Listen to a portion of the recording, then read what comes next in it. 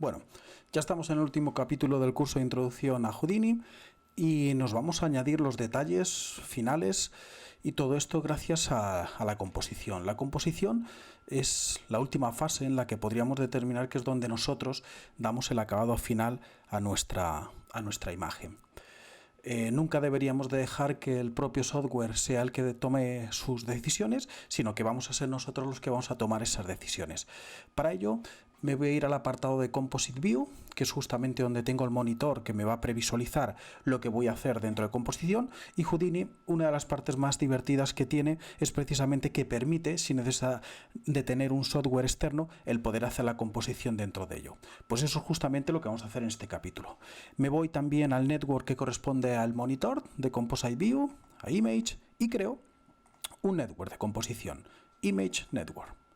Entro en él y a partir de aquí podemos empezar a trabajar todo lo relativo a composición, efectos, correcciones de color, composición entre capas, todo ello. Lo que podríamos encontrar en cualquier compositor, tanto para imagen fija como para secuencia, se podría hacer directamente dentro de Houdini. Vale, lo primero, vamos a cargar nuestra referencia para saber cuál sería la dirección a la que nos dirigimos. Para ello, cargo mi referencia. Esto es por un lado. Aquí tenemos la referencia hacia dónde queremos dirigirnos, ¿vale? Para tener un poco una idea. Y lo segundo, nuestro render. Una vez que ya tenemos hecho nuestro render, vamos a cargar también dicho render y vamos a ver los datos que tenemos. Bueno, lo primero, en el momento que cargo mi imagen, lo primero que me gustaría, ¿vale? Lo primero que me gustaría es visualizar cuál es el contenido de esta render, es decir, qué canales tiene almacenados o pases tiene almacenados este render, para confirmar que todo lo que le dije anteriormente se había almacenado. En la parte inferior derecha veréis que tenéis aquí un pequeño desplegable donde os dice que tenéis tres canales almacenados. El canal de color, RGB, el canal alfa y el canal Z, que es el que luego utilizaremos para simular profundidad de campo en el modelo. También el propio visor, podemos irnos en este pequeño desplegable y aquí tenemos color, alfa y Z. El caso de Z, como veíamos antes, no está normalizado, con lo cual si yo bajo un pelín el brillo, podría ver que los datos están ahí está, un pelín menos, más sensible. Veis que realmente seguimos teniendo los datos de profundidad en la escena y ahora veremos cómo los manejamos. Bueno, ya tenemos todo listo para empezar a trabajar. Si sacamos conclusiones sobre ello, lo primero que tenemos que es un alto contraste en esta parte, como una especie de sobreexposición por el contraluz. Tenemos atenuado los colores en los bordes, vamos a ver cómo se podría generar un efecto de viñeteo para atenuar la luz en los bordes. Tenemos también incluso un pequeño destello de lo que serían los rayos de luz solar que se cuelan por ahí. Vamos a ver también cómo poder conseguir eso. Y luego le daremos el acabado de color que nosotros estimemos. Para ello, lo primero que vamos a empezar es para la profundidad de campo. Para crear la profundidad de campo y aprovecharnos del canal de Z, vamos a utilizar dos nodos. El primero es Depth of Field. Este Depth of Field me va a permitir generar una máscara. Este nodo en concreto genera una máscara. Si pinchamos en el desplegable veréis que tenemos ahora mismo esta máscara, ¿vale? Y esta máscara es la que luego se va a utilizar en combinación con un defocus. Se podría utilizar con defocus o con un blur, ¿vale? Y eso permitiría a través de esta entrada, la entrada de la máscara, de determinar cuál va a ser la zona de desenfoque. Es muy importante, siempre que hagáis uso de la máscara, cuando utilicéis la máscara en la entrada de un canal, que os veáis directamente a la parte de la máscara y decidáis qué queréis utilizar, ¿vale? Qué canal queréis utilizar como máscara. En este caso le digo que quiero que sea la máscara, ¿vale? Y no ningún otro canal, ¿vale? Porque es justamente la salida que tengo desde aquí. Bueno, voy a ajustarlo. Para poder ajustarlo correctamente, selecciono el Depth of Field y me vengo directamente aquí a Mask. Así puedo visualizar correctamente lo que va a suceder. Tengo tres controles. La distancia focal, que esto en un principio le puedo poner inicialmente cualquier valor y esto va a determinar cuál va a ser la distancia que tiene con respecto al canal Z. Luego tengo el contraste, que sería el Depth Adjust, ¿vale? La diferencia que hay entre la distancia mínima y máxima. Y luego tengo el ajuste de distancia. Esto me permite mover el punto focal, con lo cual veis que si yo lo desplazo estoy moviendo con valores muy altos porque la escena es bastante grande, me está permitiendo desplazarme, ¿vale? Y determinar que la zona que estaría dentro de foco sería la zona, si lo vamos a utilizar como máscara, la zona más blanquecina. Y luego, como podéis ver, con el Depth Adjust estoy contrastando, ¿vale? Diferenciando más uno u otro. Fenomenal, ¿vale? Puedo hacer un pequeño ajuste más si quiero llevarlo más para allá, pero inicialmente fijaros que ya tendríamos reajustado un poco lo que sería el valor. Y luego desde aquí el contraste que tendríamos del desenfoque. Dicho lo cual, una vez que ya tenemos ajustado, vamos a ponerle 0.25, un pelín menos, 0.2 para que haya más contraste. Me vengo al de focus y observamos cómo esta primera parte es la que realmente está fuera de foco. Es muy importante en el de focus utilizar por píxel, ¿vale? Para que así haga el desenfoque unitariamente por cada uno de los valores de píxel que tiene el depth of field, ¿vale? Esto es muy importante, ¿vale? De esta manera podemos ver cómo ya afecta la primera parte. Si lo vemos aquí seguiríamos teniendo la máscara, pero aquí seguiríamos teniendo la máscara. Podemos ver cómo la máscara está determinando que esta zona sea la de mayor. Si queremos generar más diferencia, vamos a reducir un pelín más el Depth Adjust, vamos a subir un pelín más el 60, 80, y si nos venimos aquí, veis, tendremos mucha más diferencia de lo que es el primer plano con el segundo plano. Bajamos un pelín el desenfoque, y luego podríamos hasta jugar con la forma que tiene el desenfoque. Esto comúnmente se conoce como bokeh. Si invertimos la máscara, ¿vale? Para ver en este caso la zona invertida desenfocada, veis lo que tenemos en primer plano está enfocado, aquí lo podemos ver, y lo que queda en segundo plano desenfocado. Podríamos cambiar a forma poligonal, voy a ponerle un poco más de desenfoque.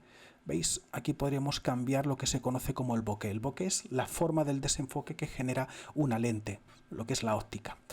Podríamos reducir el número de formas, ¿vale? Y esto va a determinar el número de lente que tenga, el número de láminas que tiene la lente con la que estamos trabajando. Bueno, vuelvo a reducir al valor de 5, volvemos a retomar la máscara como estaba al principio y ya tenemos, por así decirlo, la zona de desenfoque. Aquí he creado un gran contraste, veis que he generado un alto contraste en la máscara, sobre todo para que haya más diferencia y se note el tamaño, la profundidad que tiene la escena. Bueno, dicho lo cual, ya tenemos la primera parte ajustado. Lo siguiente que vamos a hacer es sobreexponer un poco la zona de luz. Veíamos aquí en la referencia que tenemos aquí una zona con sobreexposición, pues vamos justamente a jugar con ello. Vamos a utilizar un nodo que se llama Lighting, ¿vale? El nodo de Lighting no deja de ser un nodo que permite dar un efecto de luz, ¿vale? Lo que sería aclarar ciertas zonas, en el cual aquí tenemos diferentes tipos de fuente. En este caso lo voy a dejar como flat. Podemos cambiar incluso su difuso por encima del valor que trae y eso hará que tenga un valor mayor.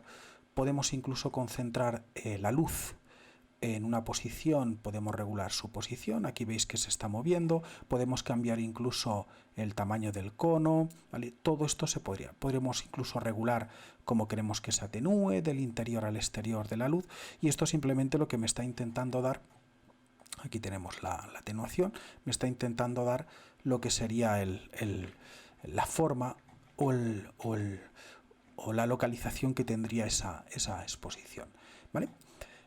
Podríamos, voy a dejarlo ahí un poco más amplio, yo diría por aquí, ¿vale? Para que esta zona se sobreexponga un poco más. Voy a subirle un pelito a 2,6, 2,6 y 2,6. Vale, aquí tendríamos la luz.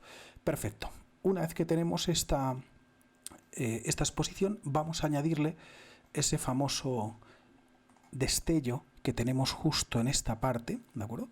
Vamos a añadirle ese pequeño destello que tenemos en esa parte y para ello directamente lo que vamos a utilizar es una imagen desde el exterior. Esta imagen, que me la he descargado directamente de cualquier base de datos que podamos encontrar, no deja de ser un efecto, como podéis ver, de un de una lente, ¿vale? De lo que sería la luz de una lente, y fijaros, ¿vale?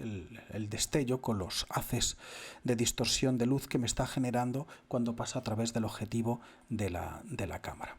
Bueno, dicho lo cual, lo que voy a hacer ahora es combinar y decirle que solo esté visible la parte del efecto junto a lo que sería la distorsión que tiene la luz a través de la lente, y para eso voy a utilizar un sistema de composición básico. Para ello buscamos Composite. Con Composite vais a ver que tenemos dos entradas. La primera es el fondo, es decir, de dónde venimos, que sería nuestra composición anterior, y luego nos va a pedir el foreground, que sería lo nuevo que queremos añadir. Es importante, como la imagen tiene un tamaño diferente, ¿vale? En este caso, la proporción que tiene es 2048 por 1536, vamos a tener que reajustar. Primero, elegir el tipo de composición, y el tipo de composición que vamos a utilizar en este caso es sumar. Vamos a sumar porque solo nos queremos quedar con la parte más blanquecina, y ahora simplemente lo que vamos a hacer es recolocar su posición.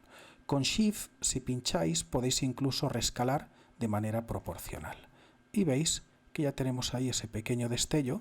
Vamos a jugar un poco más con el tamaño y lo colocamos en esta posición. Ajustamos un pelín y aquí tendríamos la ubicación que tendría el flare. Luego, desde Composite nosotros podemos decidir tanto para el background como el foreground la potencia o la visibilidad, ¿vale? Y eso lo haría más o menos visible, ¿vale?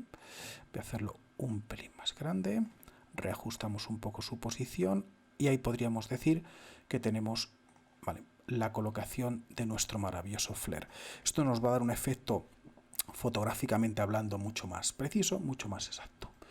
Vale, ¿qué más detalles vamos a añadir? Vamos a empezar ya a jugar con la corrección de color. Primero vamos a jugar con los colores. Para jugar con los colores vamos a trabajar con curvas, color curves, o también tendríamos para tonos. En este caso vamos a jugar con color curves. No queremos máscara porque queremos que afecte a la totalidad, y en el caso de color curves podríamos determinar a través de su color curves, ¿vale? Lo podríamos hacer directamente desde aquí o directamente nosotros desde una gráfica, que siempre nos va a resultar mucho más cómodo. Edit Color Curves, y desde aquí tenemos por componentes la posibilidad de trabajar por cada uno de ellos. Voy simplemente a trabajar primero el rojo, pincho y coloco un control, ya me añade un punto a esa localización por cada componente, y voy a quitarle un pelín de rojo en los tonos medios, veis que realzo un poco más el verde, y le voy a dar en las sombras un pelín más de rojo. De esta manera veis cómo le damos este tono más verdoso ahí, y que se acerca más al tipo de color o paleta de colores que se está utilizando actualmente, tanto para el cine como para televisión. Vale, vamos a irnos al verde, vamos a restarle, perdón, al azul vamos a restarle un pelín en los medios, exacto, ahí, y le damos ese tono más verdoso. Le damos también, forzamos un poco más las sombras, perfecto. Ahí está. Si vemos el antes y el después, desactivamos bypass, ¿vale? Aquí ya tenemos nuestra corrección. Vamos incluso a modificar un pelín la exposición, ¿vale? Para eso vamos a ir a Level. Con Level vamos a intentar conseguir regular la luminosidad, ¿vale? Tenemos un control importantísimo que es la gama, que serían los tonos medios, que lo vamos a reducir. El reducirlo básicamente es para quitar estos tonos que tenemos que están en tierra de nadie. Vamos a poner el 0,75, y de esta manera intentamos contrastar, hacer que la imagen tenga un pelín más de contraste, ¿vale?, a la situación, ¿vale? Bueno, por último vamos a atenuar un poco los bordes y vamos a simular un efecto de viñeteo. El efecto de viñeteo es básicamente cuando utilizamos una lente muy abierta y la luz se va atenuando poco a poco en la entrada del objetivo de la cámara. Para eso vamos a utilizar una técnica muy sencilla, que es con una rampa, ¿vale?